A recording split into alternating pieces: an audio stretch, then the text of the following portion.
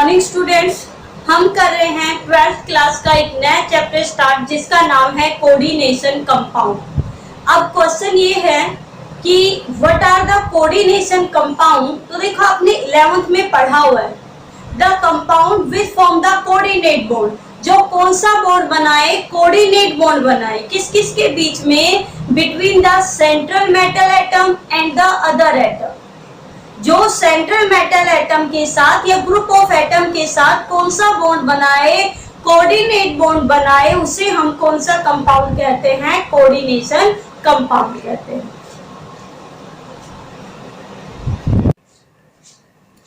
तो क्या लिखेंगे हम कोऑर्डिनेशन कंपाउंड में, the compound which form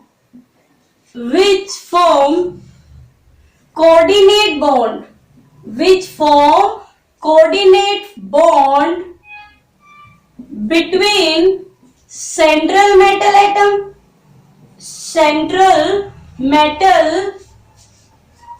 atom and other atom or group of atom। भाई जो एटम के साथ या ग्रुप ऑफ एटम के साथ कौन सा बॉन्ड बनाए, कोऑर्डिनेट बॉन्ड बनाए, उसे हम कौन सा कंपाउंड कहते हैं, कोऑर्डिनेशन कंपाउंड कहते हैं।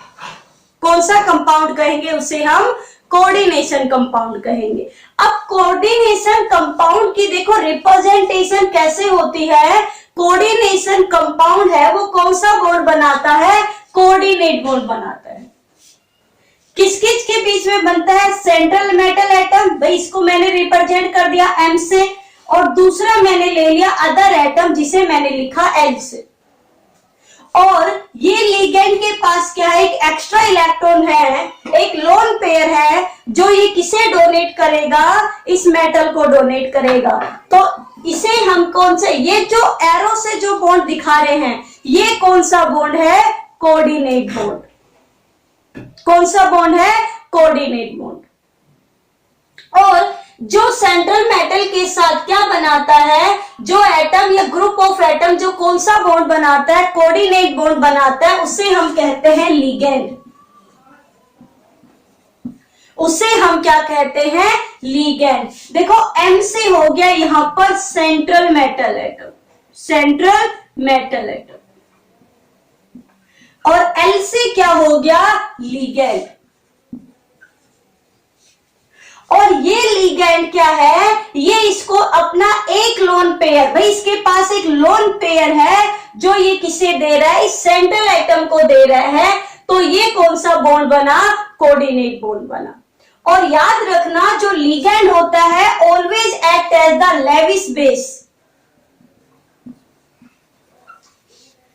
जो लिगेंड है वो किसका काम करेगा, लेविस बेस के बीच में लेविस बेस की तरह काम करेगा। और मेटल है ये किसके बीच में काम करेगा, लेविस एसिड के बीच में काम करेगा।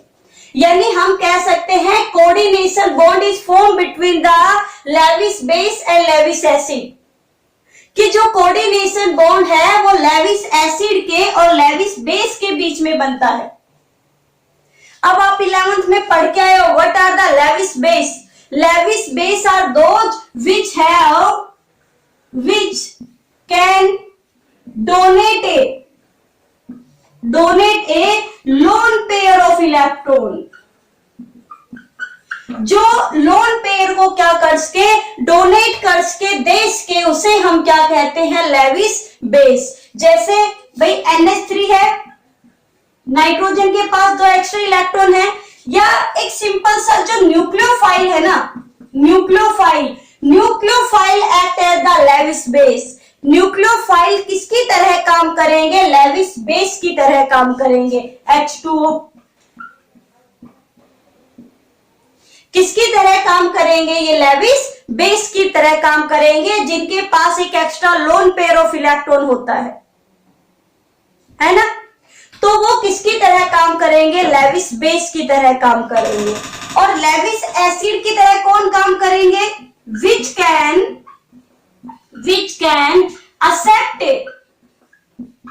accept a lone pair of electron। जो इलेक्ट्रॉन के पेयर को क्या करे, एक्सेप्ट करे। भाई लेविस बेस तो डोनेट करेगा और लेविस एसिड उसे क्या करेगा, एक्सेप्ट करेगा। यानी जो इलेक्ट्रोफाइल है, कौन सा है, इलेक्ट्रोफाइल है, वो किसकी तरह काम करेगा, लेविस एसिड की तरह काम करेगा। जैसे मैं कहूं Cu+2 तो इलेक्ट्रॉन की कमी है, Fe+2 इलेक्ट्रॉन की कमी है, Fe+3 तो these are act as the Lewis acid. ये किसकी तरह काम कर रहे हैं भाई, लेविस एसिड की तरह काम। यानी जो कोऑर्डिनेट बॉन्ड है वो किस किस के बीच में बनता है, लेविस बेस के और लेविस एसिड के। लेविस बेस क्या होता है, जो इलेक्ट्रॉन के एक पेयर को डोनेट कर सके, और लेविस एसिड क्या होगा, जो उस इलेक्ट्रॉन को क्या कर सके, एक्सेप्ट कर सके। जैसे अगर मैं एक मेन एग्जांपल बताऊं तो देखो NH3 और BF3 आपने पढ़ा होगा। यहां पर नाइट्रोजन है, हाइड्रोजन से 3 बॉन्ड बना चुका और 2 इसके इलेक्ट्रॉन कैसे इसके पास बाकी है, और इस बोरॉन के पास, बेचारे के पास इलेक्ट्रॉन की क्या है, कमी है। तो ये इसको क्या दे देता है, अपने इलेक्ट्रॉन डोनेट कर देता है। और ये कोऑर्डिनेट बॉन्ड कंप्लीटली डोनेट नहीं होता, ये दोनों साइड बॉन्ड क्या होते हैं, इलेक्ट्रॉन काउंट होते हैं। तो ये जो बॉन्ड बना, इस बॉन्ड को हमने क्या नाम दिया, कोऑर्डिनेट बॉन्ड। क्या नाम दिया इस बॉन्ड को हमने, कोऑर्डिनेट बॉन्ड। तो कोऑर्डिनेशन कंपाउंड्स क्या होंगे, जो सेंट्रल एटम लिगेंड के साथ कौन सा बॉन्ड बनाएगा, कोऑर्डिनेट बॉन्ड बनाएगा, उसे हम क्या कहेंगे, कोऑर्डिनेशन कंपाउंड। किस किस के बीच में बनता है, सेंट्रल एटम और लिगेंड। लिगेंड किसकी तरह काम करता है, लेविस बेस की तरह, और मेटल किसकी तरह काम करेगा, लेविस एसिड की तरह। कई बार ये 1 मार्क्स क्वेश्चन में पूछ भी लिया जाता है कि कोऑर्डिनेशन कंपाउंड में लेविस एसिड या लेविस बेस की तरह कौन बिहेव करता है। तो आपने यहां तक इसको अच्छे से क्या कर लिया होगा, नोट डाउन कर लिया होगा। अब चलिए करते हैं आगे। अब देखिए जो कोऑर्डिनेशन कंपाउंड्स है, कौन से कंपाउंड, जो कोऑर्डिनेशन कंपाउंड है उसको हम क्या करते हैं, एक स्क्वायर ब्रैकेट में बंद करते हैं। Coordination compounds are, coordination compounds are always written in square bracket।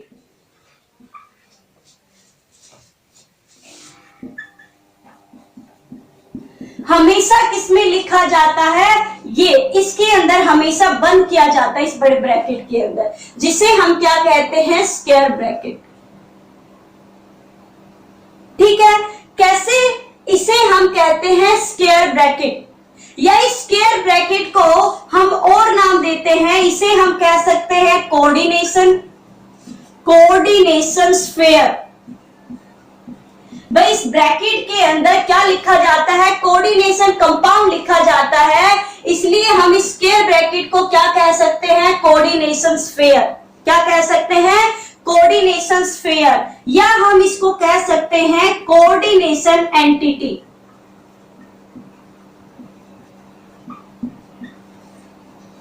इस स्क्वायर ब्रैकेट को हम क्या लिखेंगे, कोऑर्डिनेशन स्फीयर लिखेंगे, या क्या लिखते हैं, कोऑर्डिनेशन एंटिटी। और जो कोऑर्डिनेशन कंपाउंड है, it is always written in this square bracket, in this coordination sphere या कोऑर्डिनेशन एंटिटी। कि जो भी कोऑर्डिनेशन कंपाउंड होगा, हम आगे धीरे धीरे पढ़ेंगे, अभी हम इसके बारे में कुछ इंफॉर्मेशन ले रहे हैं, बेसिक इंफॉर्मेशन। तो जो भी कोऑर्डिनेशन कंपाउंड है वो हमेशा किसमें लिखे जाएंगे, इस स्क्वायर ब्रैकेट में लिखे जाएंगे। ठीक है, जैसे अगर मैं आपको एक कोऑर्डिनेशन कंपाउंड की रिप्रेजेंटेशन करके दिखाऊं तो हम कुछ इस तरीके से लिखेंगे। इसको आपने कर लिया होगा नोट, अच्छे से अपने दिमाग में भी क्या करते रहिए, नोट डाउन करते रहिए। तो चलिए हम इसकी करते हैं रिप्रेजेंटेशन। क्या लिखते हैं इसकी, representation. Representation of a coordination compound.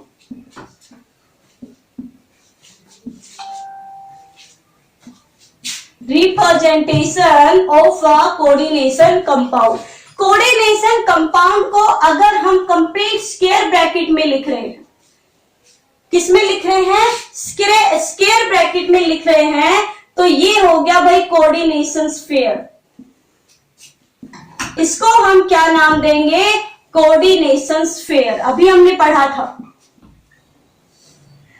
अगर आपको कुछ इस तरीके से लिखा हुआ मिल गया, मान लो बाहर एक कैटायन लिखा हुआ है और फिर क्या लगाया हुआ है? स्क्वायर ब्रैकेट लगवाया हुआ है। तो देखिए बाहर एक कंपाउंड है, फिर क्या लगाया हुआ है? Square bracket. इसका मतलब है ये कोऑर्डिनेशन कंपाउंड है। ये हो गया कोऑर्डिनेशन स्फीयर।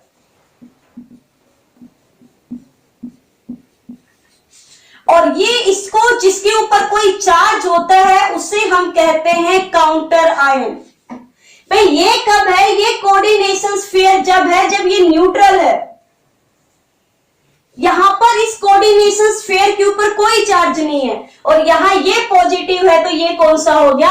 नेगेटिव। तो ये इसको जिसके ऊपर कोई चार्ज होता है उसे हम कहते हैं काउंटर आयन, और जो स्क्वायर ब्रैकेट है उसे हम कहेंगे भाई कोऑर्डिनेशन स्फीयर। तो कहते ही हैं अगर इस कंपाउंड में ये हो जाए कि आगे ये तो कैटायन है और पीछे क्या है? नेगेटिव, तो नाम वही है भाई। स्क्वायर ब्रैकेट में क्या लिखा जाता है? Coordination sphere. ये हो गया कोऑर्डिनेशन स्फीयर और अब इसका नाम हो गया काउंटर आयन। यानी कोऑर्डिनेशन स्फीयर न्यूट्रल भी हो सकता है, उसके ऊपर नेगेटिव चार्ज भी आ सकता है और उसके ऊपर कौन सा चार्ज आता है? पॉजिटिव चार्ज भी आ सकता है। जैसे अगर मैं लिखूं K4FeCN6, क्या लिखूं? K4FeCN6 है ना। तो देखिए यहां पर ये जो है स्क्वायर ब्रैकेट के अंदर है, ये है कोऑर्डिनेशन स्फीयर। कोऑर्डिनेशन स्फीयर यानी ये क्या हो गया? कोऑर्डिनेशन कंपाउंड हो गया। और यहां पर ये जो K4 है ये है काउंटर आयन। कौन सा आयन है? Counter ion. इसका मतलब है कि इसके ऊपर पॉजिटिव चार्ज है और इसके ऊपर कौन सा चार्ज है? Negative charge. इसके ऊपर कौन सा चार्ज है भाई? Negative charge. ये है पूरा कंपाउंड। ये है काउंटर आयन और इसके अंदर जो लिखा हुआ है इस कोऑर्डिनेशन स्फीयर के अंदर, ये कौन सा है? Coordination compound. ठीक है। अब ये है इसके ऊपर पॉजिटिव चार्ज और इसके ऊपर कौन सा चार्ज आएगा? नेगेटिव चार्ज आएगा। अगर हम अलग अलग इसको करेंगे, डिसोसिएट करेंगे, बट कैसे होता है कैसे नहीं ये हम बाद में पढ़ेंगे कि इसके ऊपर कैसे पॉजिटिव चार्ज और इसके ऊपर कैसे नेगेटिव चार्ज आता है। पहले हम रिप्रेजेंटेशन करना सीख रहे हैं। ठीक है। तो ये था किसी भी कोऑर्डिनेशन कंपाउंड को लिखने के तरीके कि न्यूट्रल है तो ऐसे लिखा जाता है, पॉजिटिव और नेगेटिव है तो ऐसे लिखा जाता है, नेगेटिव और पॉजिटिव है तो ऐसे लिखा जाता है। अब हम करते हैं रिप्रेजेंटेशन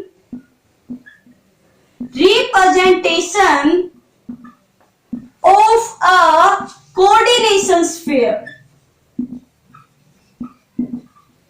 कि कोऑर्डिनेशन स्फीयर के अंदर जो लिखा हुआ है उसकी रिप्रेजेंटेशन कैसे करेंगे। जैसे अगर हमने ये लिख दिया MlN प्लस माइनस चार्ज, ये कोऑर्डिनेशन स्फीयर के अंदर लिखा हुआ है, तो भाई M का मतलब है central metal atom.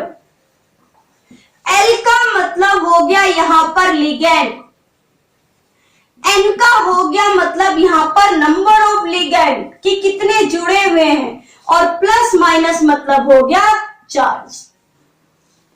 Plus minus का मतलब क्या हो गया? चार्ज हो गया। ये है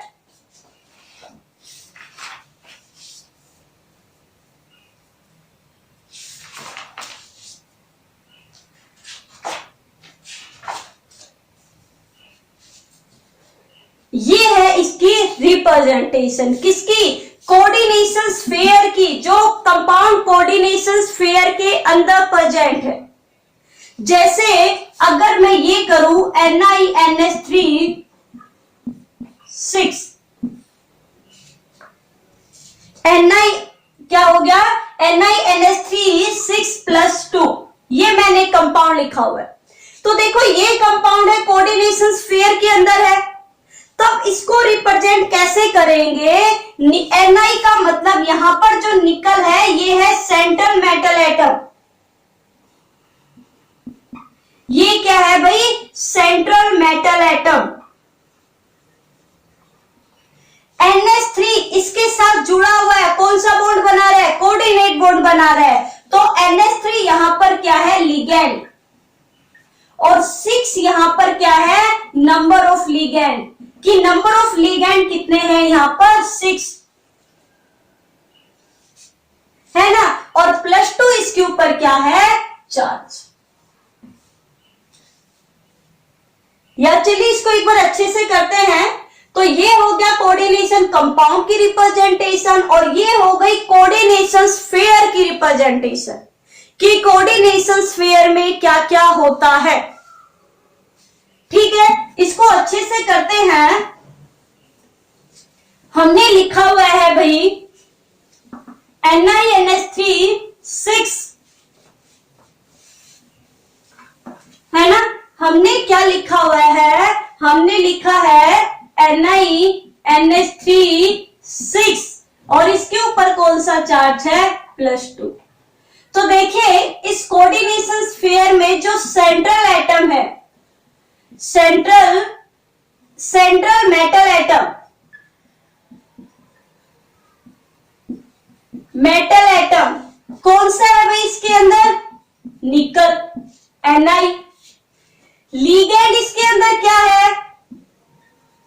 लिगेंड क्या है इसके अंदर? NH3। नंबर ऑफ लिगेंड कितने हैं? नंबर ऑफ लिगेंड भाई जो कितने हैं? NiNH3 6 है, 6 बना रहे हैं, तो नंबर ऑफ लिगेंड कितने हैं? 6। और इसके ऊपर चार्ज कितना है? +2। अब देखिए लिगेंड है वो किसकी तरह काम करेगा? यहां पर आपको बताया था लेविस बेस की तरह। और निकल है ये किसकी तरह काम करेगा? लेविस एसिड की तरह। यानी ये जो निकल को जो NH3 है ये क्या करेगा? एक अपना जो इसके पास ये लोन पेयर है ये किसको देगा? ये निकल को देगा। टोटल कितने हैं? 6, तो 6 देंगे। 6 NH3 निकल के साथ कौन सा बॉन्ड बनाएंगे? कोऑर्डिनेट बॉन्ड बनाएंगे। स्ट्रक्चर भी पढ़ेंगे, सारी चीजें पढ़ेंगे, बट स्टेप टू स्टेप पढ़ेंगे। तो ये है किसी भी कोऑर्डिनेशन कंपाउंड को क्या करने का तरीका? रिप्रेजेंट करने का तरीका कि सेंट्रल एटम किसे कहते हैं, लिगेंड किसे कहते हैं, नंबर ऑफ लिगेंड क्या होता है, और उसके ऊपर चार्ज कैसे लिखा होता है। ये है किसी भी कोऑर्डिनेशन स्फीयर को क्या करना? रिप्रेजेंट करना। क्या करना भाई? रिप्रेजेंट करना। तो जब आपने समझा कि क्या लेविस एसिड की तरह काम करेगा, क्या लेविस बेस की तरह काम करेगा, कैसे हम किसी कोऑर्डिनेशन स्फीयर को क्या करेंगे? रिप्रेजेंट करेंगे। अब आगे कुछ कंपाउंड है वो हम पढ़ेंगे कल। एक नया टॉपिक शुरू हुआ है, तो आप स्टेप टू स्टेप पढ़ते रहिए। तो आज के लिए इतना ही काफी है। अब मिलते एक नए टॉपिक के साथ। उससे पहले वीडियो को लाइक और शेयर करना और कमेंट करना ना भूलें। Thank you.